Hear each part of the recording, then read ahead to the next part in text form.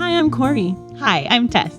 Welcome to A Lovely Place. We're so glad you've joined us as we invite Jesus into the midst of our lives, learning, and laughter. We hope this podcast can encourage your heart and make you smile today. Hi, friend Tess. Hello. We are here. We are episode 61. Yes. Oh my goodness. Yes. How did we get that far? I don't even know. That's crazy. But thanks for everyone that's listening. And we're continuing the second book we've talked about by Rebekah Lyons, Building a Resilient Life. And in these chapters we were reading and that we're going to chat about today, she was echoing her book before. And so I was like, oh, I've read that already. I know what she's talking about. So that was kind of fun, like having coffee with a friend. Because that's what I was thinking about the other day of like,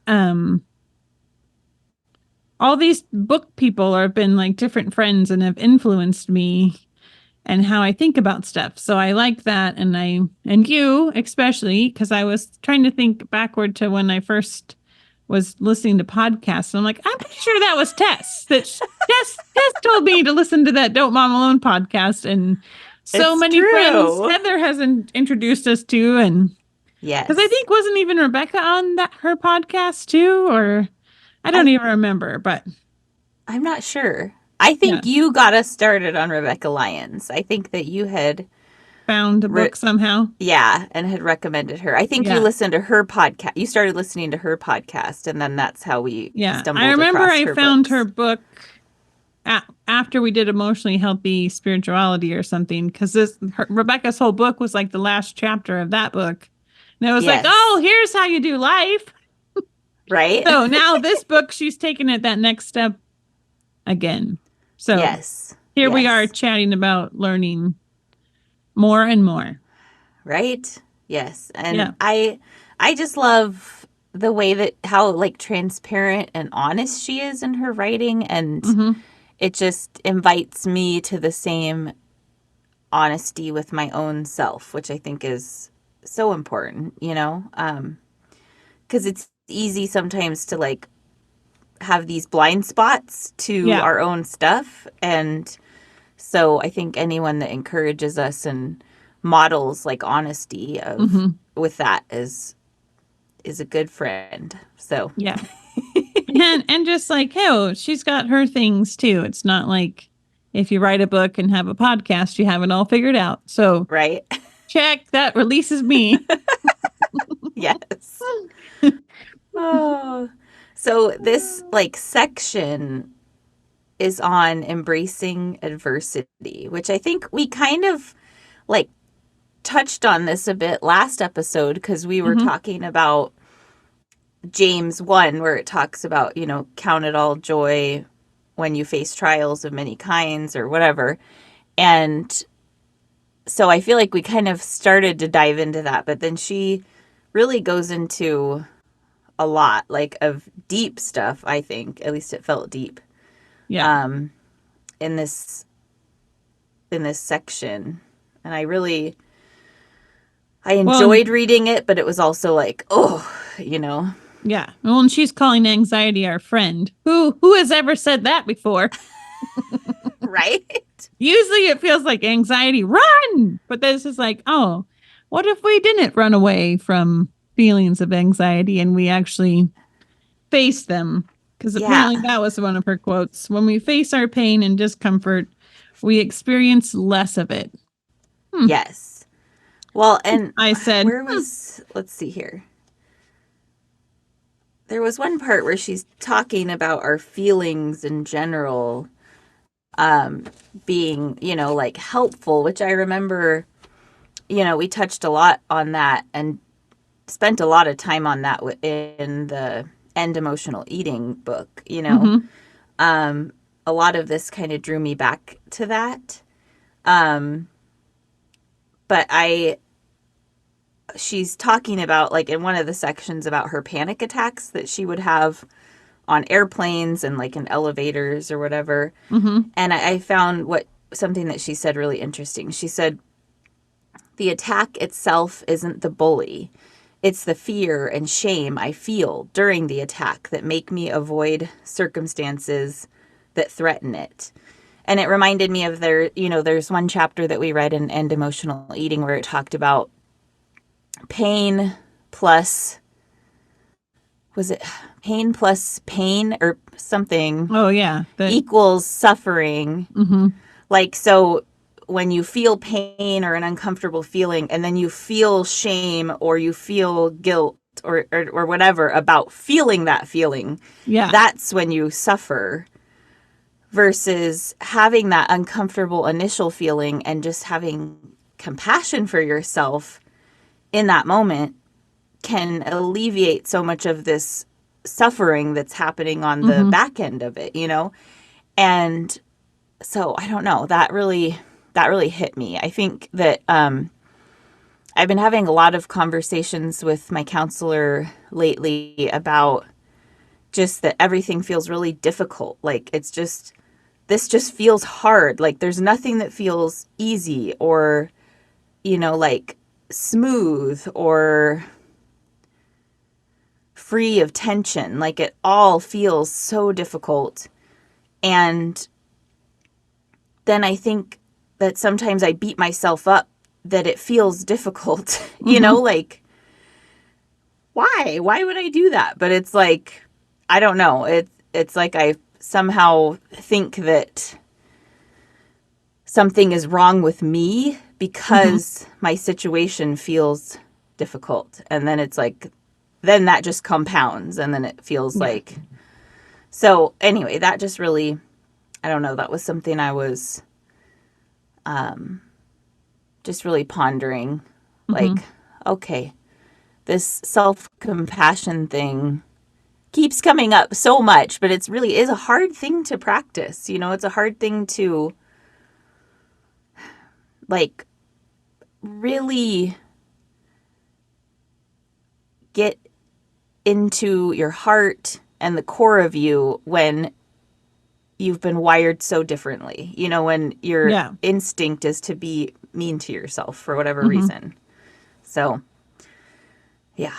Yeah. Well, and then I was thinking too, like, if we're not so mean to ourselves, then we can actually listen to what our body's telling us. Because that is a lot of these chapters we read in this section were echoing back to that program I did last year, last fall. And it was like a holistic approach to physical therapy and nutrition and an ergonomist and all these all the almosts or ists or whatever. But part of the thing, Tracy Rodriguez was like, you can rewire your brain. And I'm just like, what? And then it echoed back to our friend, Kurt Thompson. Yes. And neuroplasticity. And it was just like, isn't that interesting how God made our brains so we can keep learning and we can be changed? But it's like, if we don't listen to the cues, like, and nonverbals of our own body, then we're missing so much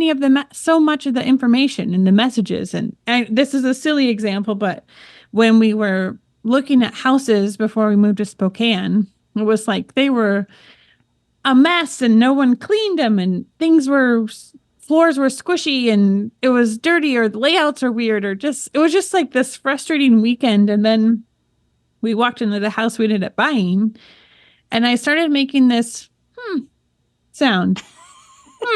Like, and Stefan's like, you're making a sound, like, so it was like my body was processing through the possibilities of the house, and it didn't just feel like an unsurmounting to-do list of yuck and like, so it was like, but it was cute that Stefan, like, because I didn't even really pay attention at first to me going, and then he was like, you're making that sound. And so then later, and as we fast forward, if I am ever doing something and then I start going like that, he's like, you're making that sound again. You're thinking about, whatever the context is of it. It's like, oh, but I just thought, how cool is that our body's giving us those cues. And then I listened to something and we're talking about laughter. And if a joke is really funny, you'll just automatically laugh.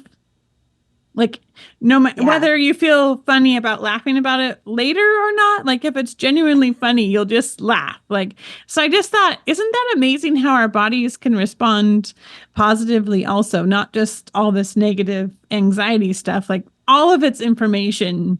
So I guess when Rebecca's calling anxiety our friend, or anxiety is our friend, I was like, what if that wasn't a scary feeling and it was like information? Like Yeah. flipping it, like, okay, happy, laugh. Okay, anxiety. Oh, I'm learning information. Like my body and my emotions are telling me stop, or whatever the moment is of like, let's take a check in. And I love, like, Rebecca's always talking about check-ins and different lists, and she's made quizzes, and she just likes that, like, let's reflect, y'all. Yes. Or like research. She's very Yeah. research minded too, which I love. Yeah. I love the connections that God makes. So we've been reading in our Advent, this book of Advent that we read. Gosh, I can't remember who the author is, but anyway, it's like for families. And the one we were reading about yesterday was about laughter. And it was talking about Abraham and Isaac, and that Isaac means laughter. And oh goodness, then we just laughed because Rihanna did something so silly last night, and I just love that. It feels nice to laugh, but Okay.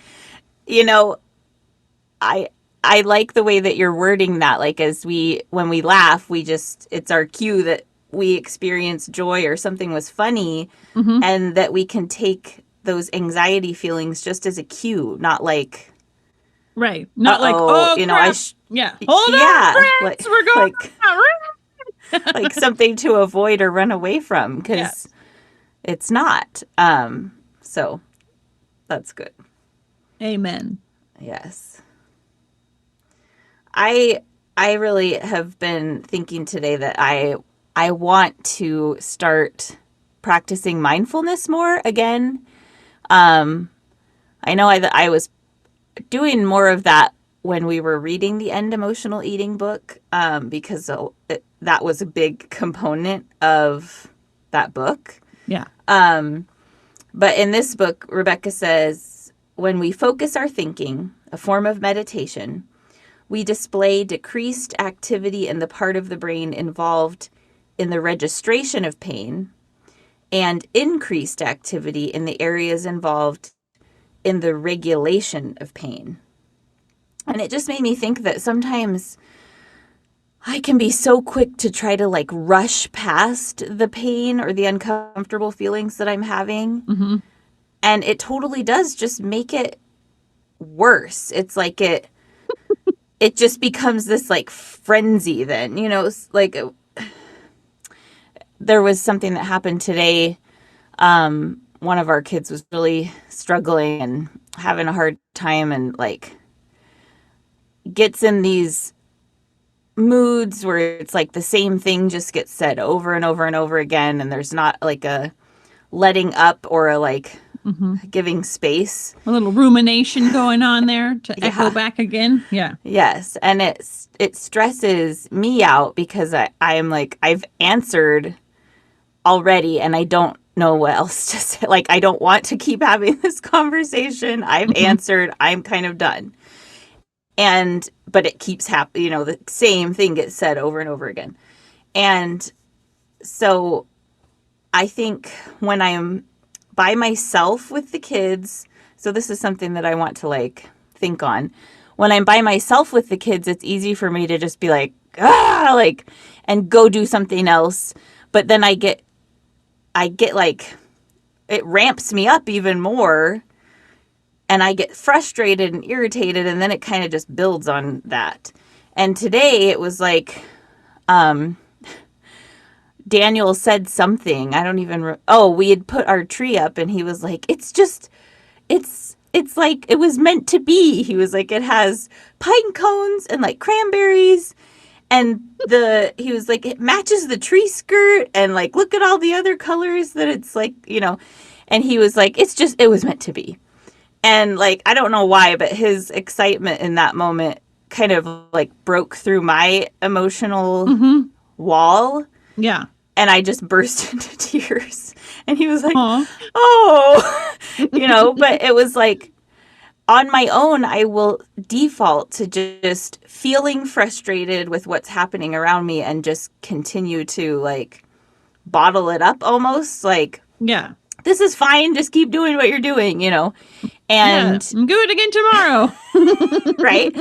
And it's like he kind of broke through that. And the moment that, like I cried and then we hugged and then it was like, oh, okay. And it just was like, okay, now I can move on to what else I'm doing. And it doesn't mean the problem is gone. Like that person is Yeah. still saying all the things, but at least I am in a better spot, You could So I was enjoy like, the pine cones and cranberries. The simple things in life, man. right. It's a good thing to do that. And I'm glad we get to have those pauses in our family can be like, hey, come over here for a second. Right. Let me hug you. Yeah. Oh, Yeah. yes. We need hugs.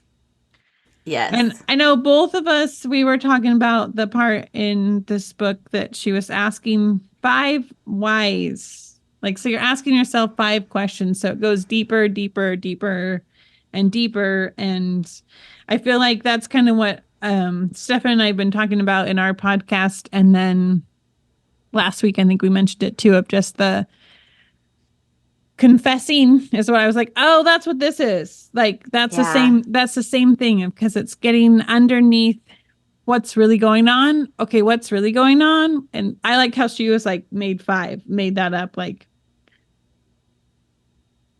I think she said it was the Toyota founder's thing that he does. I don't know. So she asks oh, it okay. 5 times, right? So she Yeah. says she was talking about her like breathing gets speeded up when she looks at her calendar, which I was like, I can relate to that. Mm-hmm.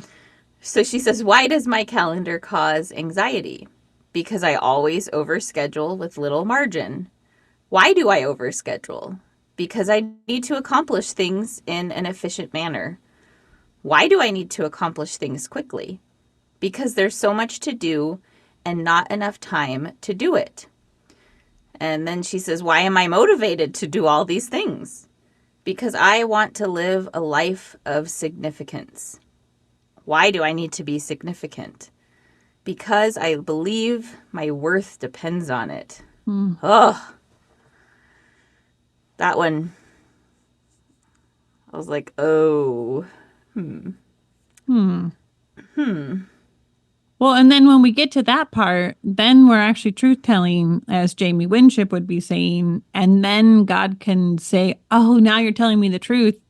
I'm going to tell you my truth. Yeah. And then he says, hey, I give you significance and I want you to be with me. And I love that it's like, helps us shatter that unreal, like with you and Daniel and the Christmas tree. Like, Daniel is like God right now, and that's look at the pine cones and the cranberries, baby. This is awesome, and you're like, ah! And then you're like, oh, okay. And then it's like, wait a minute, let's have a timeout and let's back this up, right? Like, so I Yeah. just love that. I've been reading in John 15 and 14, and I just love when Jesus is like, because I want to be with you. A couple different times he says that, and I'm just like, Jesus wants to be with me. He Yeah. wants to be with me. That's cool to hang on to all day long and that doesn't match with feelings of striving forward and anxiety. Like, it's like, okay, wait, that's totally different than what I'm thinking I need to be doing, doing, doing. It's like, no, being, not being, Beans. being. Yeah. Yeah. Hmm.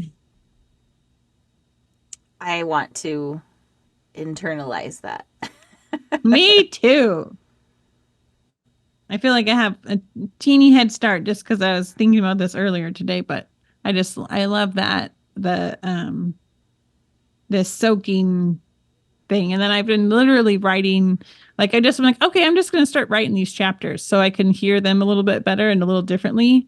And then I've been pretending to color them. I don't really know which way I'm coloring them, different words. And I'm like, oh, should I have colored that word? This, whatever. I'm like, okay, this doesn't matter. But I just love that in doing that, then I'm going slower. And then I feel like I'm hearing what God's saying to me already. And then it's like re-emphasized in the word of God. And it's like, oh yeah, that's what you were telling me. And now here you're telling me again. And then here we're going to talk about it again on the podcast and hopefully encourage you that God's listening. Anxiety is our friend to help us know what we're thinking and what is going wrong. Not wrong, or no, that didn't. What am I saying? I think the anxiety can help us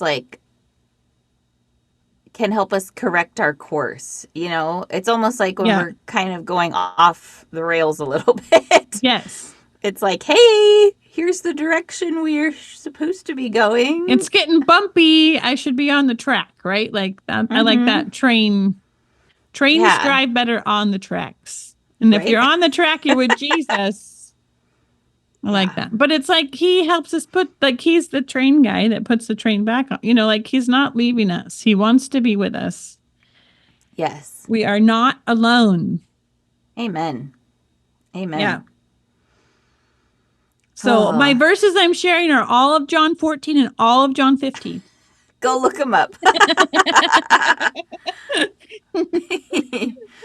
Are those the chapters about abiding and like I am the vine and that one? That's okay. John 15. And then 14 is I'm the way, the truth, and the life, which we've shared, I think, 3 or 4 times on this podcast. And then he goes to talk about preparing a place for us. So I started in 15 and then I went to 14. So I'm like, well, I guess I'm doing this backward, but it's like rewinding a movie, like from your favorite part and then going, what led to that part, I think. Yeah. So it's been kind of a fun way to hang out with Jesus in rewinding.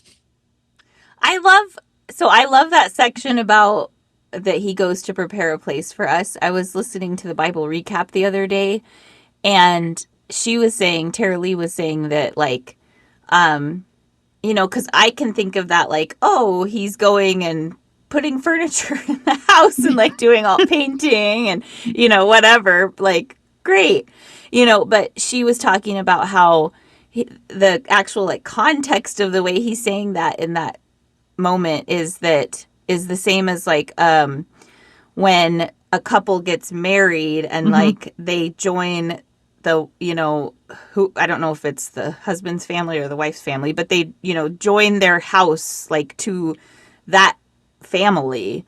And so it's like he's preparing a place for us, but he's like making this place in his family. Like it's not just like, hey, I bought you a house. It's like you're coming into my family's house. Like you're part of my family. I think that has so much more meaning than my American context of he's just preparing a house for us, like whatever. Yeah. It's like what? And then he's like, so you can be with me. Yeah. Like that was the part that flew off the page at me today. So I want to be with you. And I was like, oh, okay. Like he's telling the disciples. And then I even was asking, like, hear this why question, like Rebekah's saying. And so as I'm writing this, I'm like, well, why? What about that, Jesus? And then Thomas is, well, Lord, what about this in the next verse? And I'm like, yes, we're on the same page. And then it was like, oh, here comes the answer. Are you ready, Corey? Like it was just like, it felt like I was, in the same group as the disciples, like imagining myself listening to him saying that and being like, hey, here's what I mean. And I just love that Jesus just loves us so much right where we're at. And I wish like the other day I was praying before the kids ministry and the one little couple's little baby was crawling across the floor and the dad just scooped him up. And I'm just like, that's what God's doing with us. So I just pray that we could be scooped up and not feel like we have to figure it all out because no one expects that little tiny baby to figure everything out. Like he just gets to be a baby. So we get not that we have to be a baby, but we get to be, and that's my story. Check. It's a good one. Oh, that's awesome. Well, it's been lovely on that chatting baby with note. you on that baby note. I mean, that didn't sound right either. You have the babies. Your baby's getting big, though. Anyways, thank you. We'll put lots of show notes in the show notes. Yes. And all the things. Yeah. All right. Thank you, listeners. Thank you, friend. Bye-bye. Bye-bye.